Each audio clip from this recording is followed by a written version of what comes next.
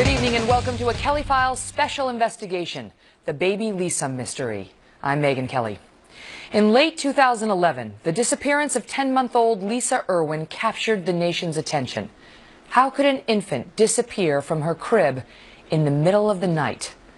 The images of Lisa with her big blue eyes were splashed all over national media. 3 years later, there is still no trace of her. There are suspicions, most of them involving Lisa's mother, Deborah, who was at home that night and says she was sleeping. Fox News would later break the fact that Deborah admits to being so drunk she may have blacked out on the night in question, but Deborah has always denied involvement in her daughter's disappearance. As the months passed, the searches eventually stopped, and the story faded from the spotlight. Until now. The Kelly File has obtained never-before-seen interviews of Lisa's parents in the days immediately after her disappearance. Secret tapes recorded by a former top CIA officer, a government-trained spy and interrogator. And what he found could change everything you thought you knew about this case. What involvement did you have in the disappearance of Lisa? I'm sorry. Is there any evidence that indicates that you were or are involved? Jeremy, is there any reason that anyone will come forward with evidence, legitimate evidence or information that would indicate or identify involvement on your part with your daughter's disappearance? No. You know Deborah had put her in the crib.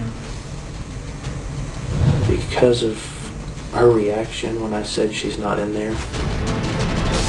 So what happened after that? So I said she's not in the crib, she's not in the crib. And that's when all hell broke loose and we were just running all over and I said we gotta find her, we gotta find her. And I remember her she was sitting on the floor by the front door crying and screaming, my baby, my baby. In minutes, my exclusive interview with the man they call the human lie detector who interrogated Lisa's parents. But first, a look back at the case that riveted the nation. November 11th, 2010. Little Lisa Irwin is born to parents Deborah Bradley and Jeremy Irwin. The couple, unmarried, lives a seemingly quiet life in Kansas City, Missouri, along with Jeremy's 8-year-old son Blake and Deborah's 5-year-old Michael. Deborah's a stay-at-home mom. Jeremy works as an electrician. Money is tight, so Jeremy works overtime when he can, including on the night of October 3rd, 2011. Baby Lisa is 10 months old. Jeremy leaves the family home around 5:30 in the evening. Within hours, disaster will strike. At 6:40 p.m., Deborah puts Lisa in her crib. Then she heads to her porch to visit with a female neighbor. The pair will spend hours on the porch drinking wine, lots of it. Deborah goes to bed 4 hours later. She initially tells police that she checked on Lisa, who she says was asleep in her crib. She turns out all the house lights and goes to sleep with her son Michael in her bed. The time is 10:40 p.m. At 4 a.m., Jeremy returns home. Immediately, he notices something unusual. All of the house lights, he says, are turned on, and the front door is unlocked. He tries to wake Deborah, but she is groggy, so he goes to check on Lisa. And here begins the story of every parent's nightmare. His 10-month-old daughter is gone from her crib. His baby appears to have vanished. Jeremy tells Deborah. He says they both become distraught. He runs next door, banging on the neighbor's door. The neighbor answers, and he asks whether Lisa is there. He's told she's not. He returns home and says he now notices that the 3 family cell phones are missing from the kitchen. He uses his work phone to call 911. Authorities show up and begin searching for the girl. Jeremy tells police about the lights in the front door and something else he noticed. He says in their computer room down the hall from Lisa's bedroom, the screen in the window appears to have been tampered with. Investigators search the area, but there's no sign of little Lisa. They tell the public the parents are cooperating. The next day, the story goes national when Jeremy and Deborah appear on TV to beg for Lisa's safe return. Please, bring her home. Our 2 other boys are waiting for her, please. Just drop her off anywhere. We don't care. Just somewhere safe where she can come home, please. Deborah is soon given a lie detector test. She later reveals police claimed she failed. Within days, the Kansas City police say the parents are no longer cooperating, which Deborah and Jeremy deny. 1 week after Lisa went missing, the FBI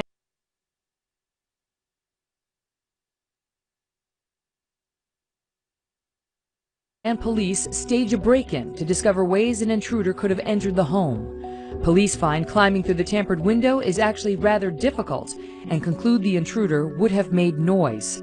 Fox News also traveled to Kansas City and visited the Irwin house. This right here is the window through which the family believes the intruder entered their home on the night in question. It leads into a computer room. Through that computer room, you can get to baby Lisa's room. Right over here is the family's backyard. You can see it's fenced in. They say they have a dog who stays in this backyard normally 24/7. They did not hear their dog bark. And right here is the neighbor's house. They also have a dog. Here he comes, who also stays in the backyard 24/7.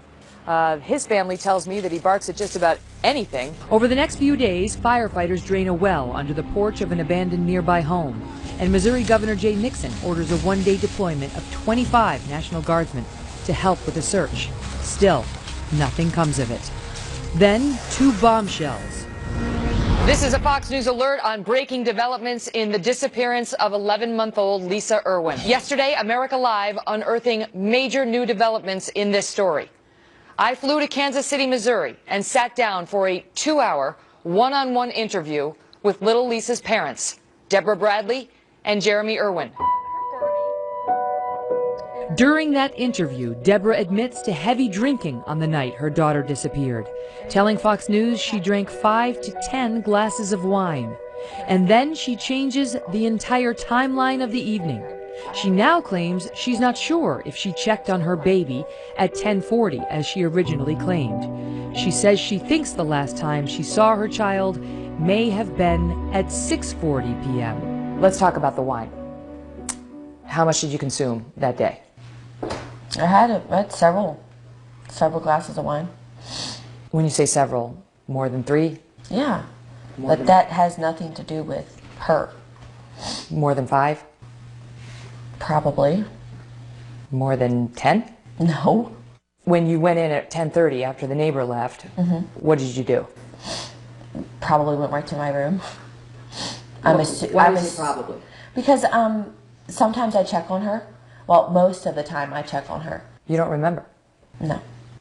So it's possible you did not check on her before you went to bed at 10:30? Yeah. So the last time you saw your daughter alive in your home was when you put her down at 6:40? When I put her down, yeah. The new information is a major development. An additional 4 hours has now been added to the case. And that wasn't the only part of Deborah's story that changed.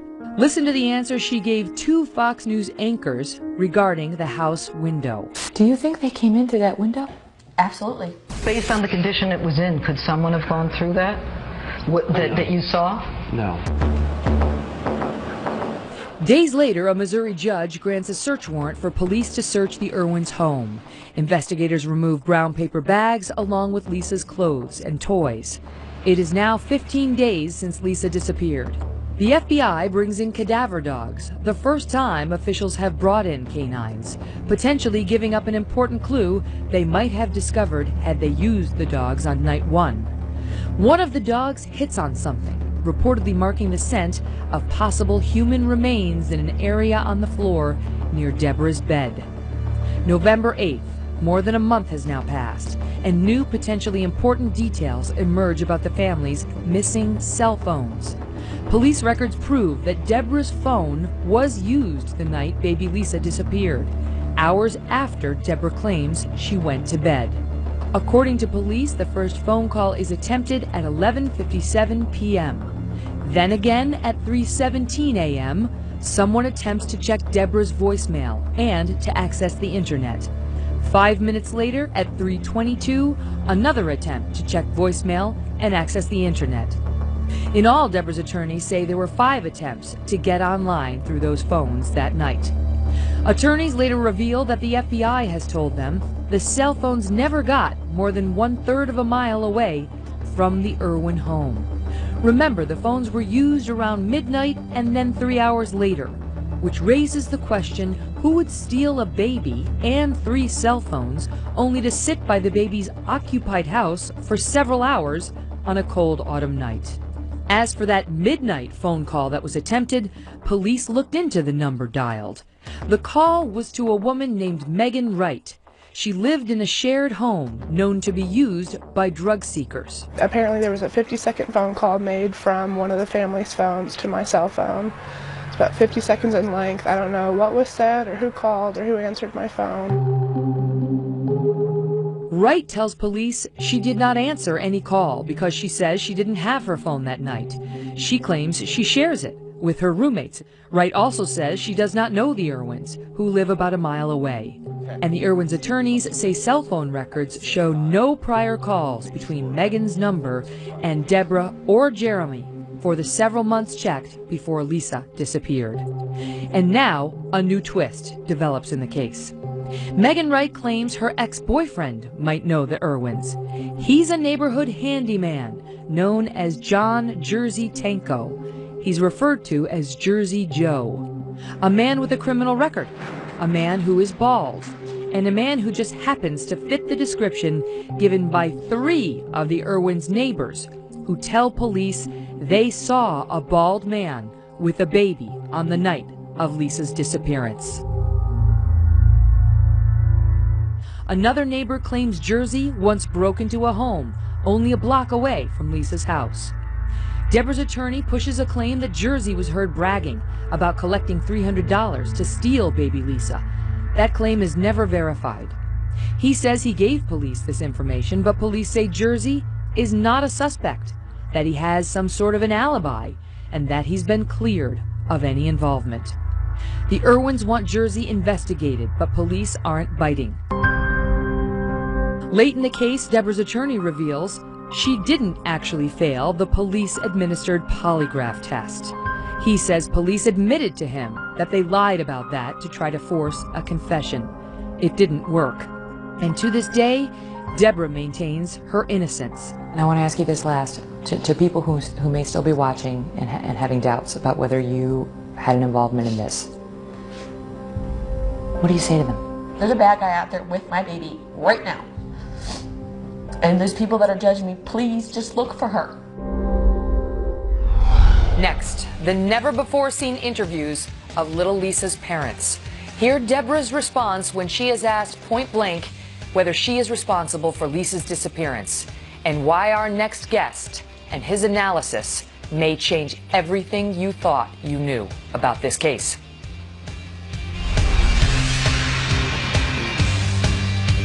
So Ally Bank